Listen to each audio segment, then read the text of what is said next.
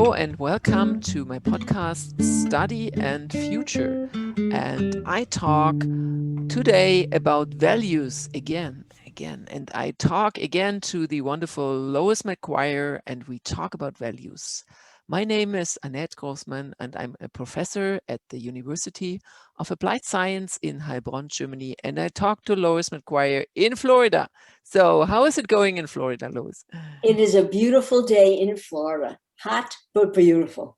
Good. It's always hot in Florida, isn't it? Pretty much. That's why we're here. We love it. Okay, yeah, good. True, that's true. So today we are in our session number 2, and we have 5 more values for us. Why were values important? Tell us again. Refresh our memory. Sure. When we're young and we're in school, academics is always the key. It is always considered the most important thing for educators to teach children. But in reality, academics is only half of who you are. I believe that more important than academics are establishing solid core values: honesty, respect, responsibility, cooperation. Because if you really want to be a successful adult, you have to know how to get along with people. If you want to be a happy adult, you have to know how to make friends and learn how to keep friends. And that's what values do.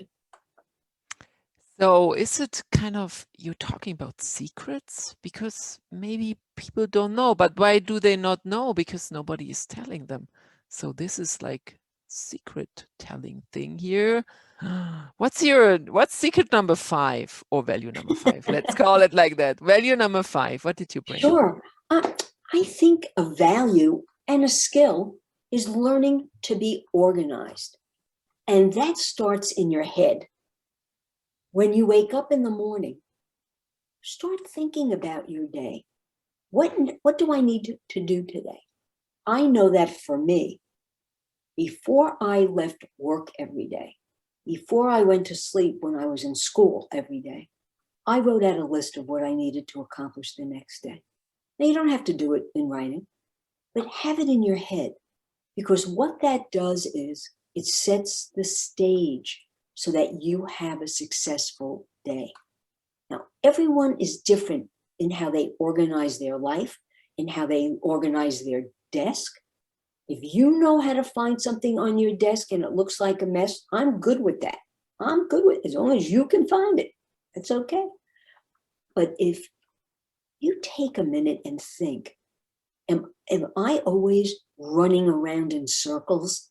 Am I not able to accomplish tasks in a timely manner? Can I never find what I'm looking for? That's disorganization. You can stop and start to organize your life. It's not hard to do. It's better to learn it when you're a child, but no matter how old you are, you can learn it. Probably you must learn it, I guess, because Exactly. Otherwise you will wasting time with not being organized, wasting time with looking for things. Sure. Doing the wrong stuff, maybe also wasting your time with doing the wrong things because you were not well organized, well informed, maybe. Sometimes I have students that are really not well informed, well organized, and I'm sorry for them because they're, compared to the good organized students, it just takes so much time and effort for the organization, and they have less effort and less power actually for the real stuff. Let's think about it. You have a test. Ask yourself the question, am I the kind of person who crams all night? I don't sleep, and I cram to study for that test tomorrow. You go to that test exhausted. You're not at your best, or already you're in trouble. You're in trouble. Or are you the kind of student who, during the semester, during the term, you're studying as you go? So right before the test, the exam, you have to brush up on it. You have to look at it. You take good notes. You underline information. You highlight information. You are studying as you go. A term paper. You have to write an essay. You have to write a term paper. Are you staying up all night typing that term paper? Or do you immediately start your research? Only you can answer that question. I say to you that your life will be happier and easier if you can learn the value of organizing, the skill. You're not going to be exhausted. You're not going to be stressed. And if you're the student missing the deadline, this is for you. Because those students exist, and then they beg afterwards, please, I missed the deadline. I'm sorry, can I hand in my paper? This is really unnecessary. And they put the professor in a very difficult situation. Again, that's take unnecessary responsibility. too. Who didn't turn in the paper? You? No, you turned in all your papers. That's why you're where you are today. What they're doing is placing the burden on you rather than on themselves. And you have to say it to them. To me, I would say, I appreciate that, unless there's a good reason. Listen, something, you can have a death in the family. I mean, you're sick, things happen, and you can't complete a task. I get that. But people tend to be procrastinators, and they tend to be late. It's who they are. And it's annoying when you're late for it. They don't show up for an appointment on time. You miss the first 15 minutes of every movie with your friend. Of every lesson, maybe? Of every lesson? Every lesson. I think you need to step back and say, why? Why do I behave this way? Mm-hmm.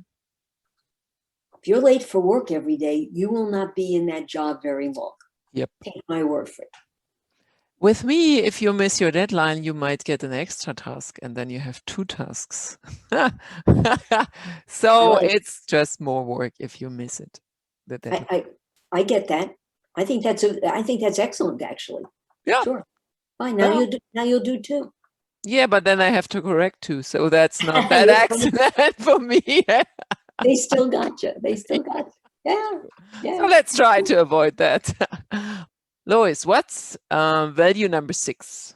Well, that value number 6 is solving problems, and that is a skill.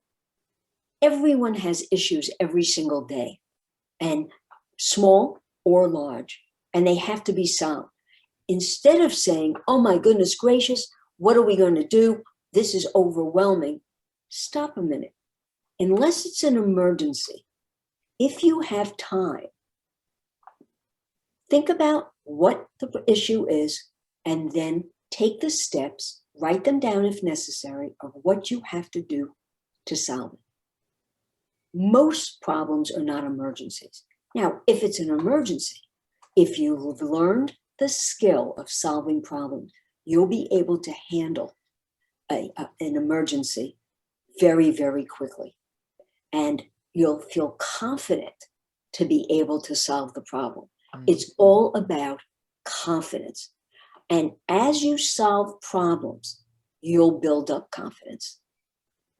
So don't push your problems solving to the future. Just try to solve maybe little problems and then try the big problems. Yes. Just to learn to solve as a skill, maybe to start with small problems and then work your way up to the big problems. Well, everybody has issues every single day, and some are large and some are small. Learn to tackle the small ones first and do it quickly, and then go on to the larger ones. I mean, a problem for one person is not a problem for another person. So never hesitate to talk to someone who you know has solved this problem, whatever it is, so that he or she can help you. It's not saying that you aren't successful to ask for help. Actually, the most confident people Do ask for help. And there is no person without problems. You have to believe that everyone has Absolutely. problems. Everyone has problems. Everyone has an issue. Yeah. There's always something going on in your life. You live in an apartment, you live in a house. There's always something going on. And there's a leak, there's this, that. There's always something going on. If you're a student, there's always issues in your life, because you know what? As a student, you're trying to balance going to school, your social life. Maybe you need a job to be able to support yourself. Life is a balancing act. Mm. And learning how to solve problems and letting your life run smoothly is a skill that we can learn. We can learn it for sure. Good. So what is your value number 7, Lois? That is talking about solving problems, making good choices. Every single day, as soon as we wake up in the morning, we are making choices. What am I having for breakfast? Not a very important choice, but it's a choice nonetheless. And again, that's why we let children pick out what they're going to wear when they're 3 years old, because we want to teach them the skill of making choices. So what's a good choice for you and what may not be as good? Notice how I didn't use the wording, what isn't good. That's negative. I like to approach everything positive. So what's a good choice and what may not be as good of a choice? When you're making choices, it's very important to weigh everything, the pros and the cons.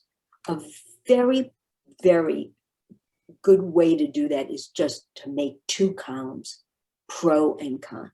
You're looking for a place to stay. You have 3 choices. What are the pluses and the minuses for each apartment or house? You're looking for a job. What are the pluses and minuses? You're thinking about your major. What do I want to be? What's my career? I love 2 things, but they're very different.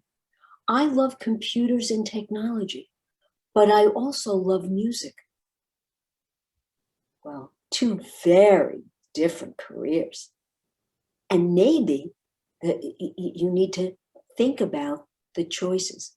If finances are an issue, that has to be high on your choice ranking. And you have to know what you value in life when you're making choices. What's important to me? People don't spend a lot of time thinking about what they value.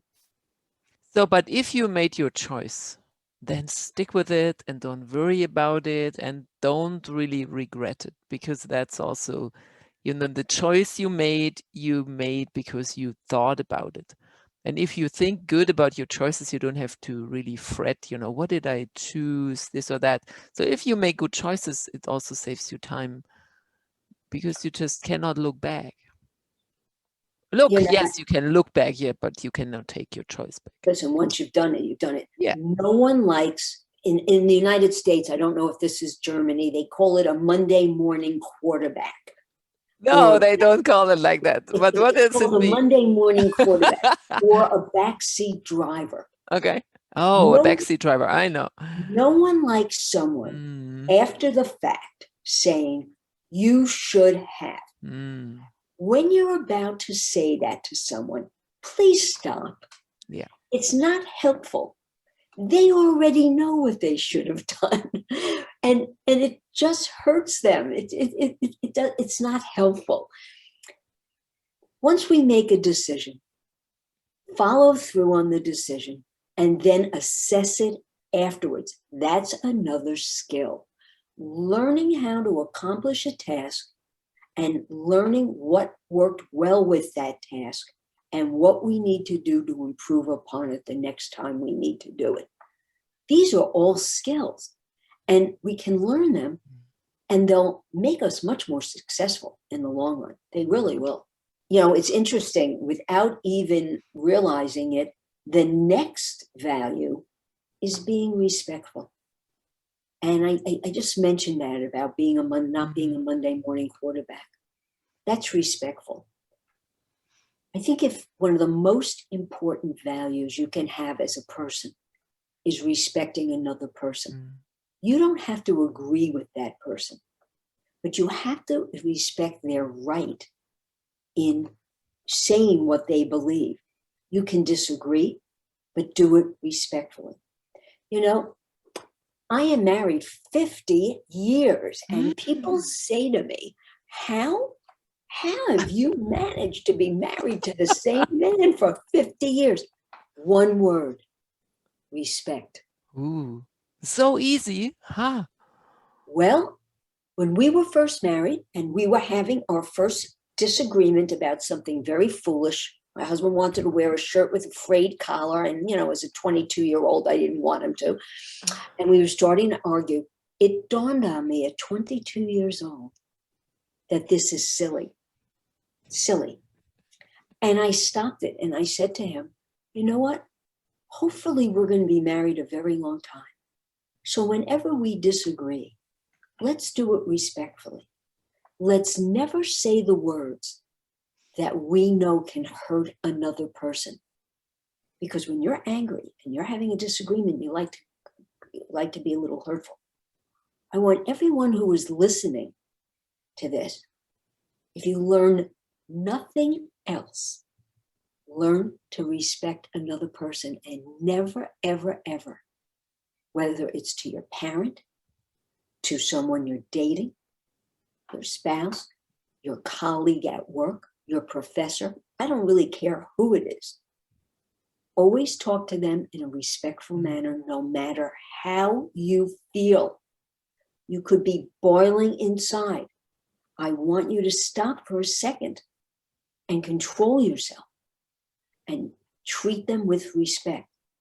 You'll be successful in relationships if you do that, in school if you do that, and in work, and in your friendships. Stop and think before you open your mouth and say something that's hurtful. You gain nothing by saying that hurtful thing. And once it's out of your mouth, that person will remember it for the rest of their life. I want you to think of a person who hurt you. Yeah, that's so true. But people maybe didn't know, but now they do know. So, Lois, I thank you very much for your time. We are done with our 4 new values, and I hope we could help. And you listeners out there, thanks for listening. But we are coming back with more values. So that's it for today. I wish you a great day, and thanks for your time. Thank you for inviting me. It's been a pleasure to be here today.